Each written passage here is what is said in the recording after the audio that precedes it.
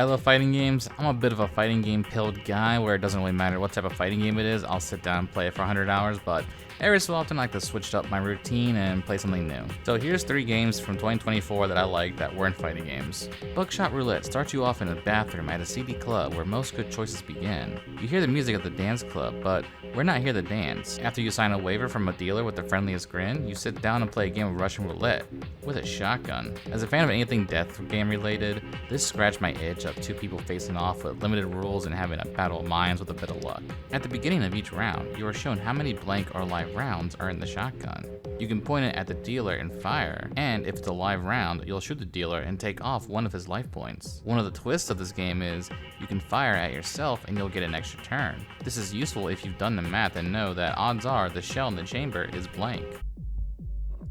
Yeah, I think I can do it. Fuck! There's 4 blanks in there! Once you've got that established, the dealer will introduce his items at the beginning of each round. You can use these kinky handcuffs to steal a turn from the dealer, cigarettes to regain your health, or this magnifying glass to take a peek at what the shell is in the barrel.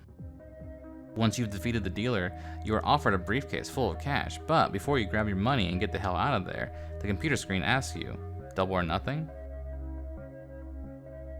Rcade GK or Rakugaki feeds into my fuck the establishment. I'm going to use anarchy and spray paint to take down the man while skating attitude that I haven't tapped into since pirating games on my Dreamcast. The art is a mesh of cyberpunk and graffiti where you use the spray paint to propel yourself across jungle gym type levels where you tag and spray paint the area to quote unquote free the masses from media brain rot like Twitter and YouTube. Each level brings in a new art to tag the level with. It was a bit fun wondering what the new art would be. Damn, like, it's my 2 favorite things, noodles and naked women. Hell yeah, this game's great. You get the standard suite of fun movement options like hovering, skiing, rail grinding, and air dashing. The platforming really ramps up towards the end. We're using all the mechanics at once, all the while dodging bullets and destroying robots. If you played Jet Set Radio but was hoping it would play a lot more like a fast-paced platformer, then Rcade GK might be worth your time. King Arthur is dead, and it's up to you to kill him. I know what I said. Tainted Grail has you newly escaped from jail, now hosting an otherworldly creature known as the Weird, now on a quest to resurrect the long-dead King Arthur, and then killing him, because what else were you gonna do this week anyway? Even though the game is still in early development, you can see the game still has a lot of promise. Combat feels meaty and fluid with your standard melee weapons, magic attacks, or being a wimp and sniping with a bow and arrow.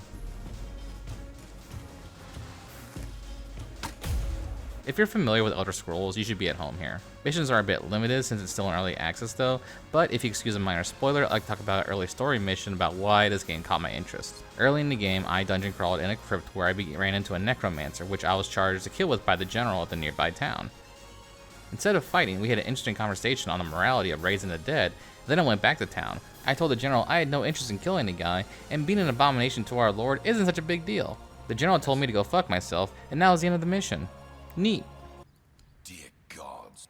So before I sign off, I'd like to say, holy crap everyone, we hit 8K subs recently, so everyone new to the channel, welcome and thank you for your support, and double thanks for all the old school fans who have supported me throughout all these years. Match analysis videos and Bison content is still on the way, and I'll tell you, but thanks for watching.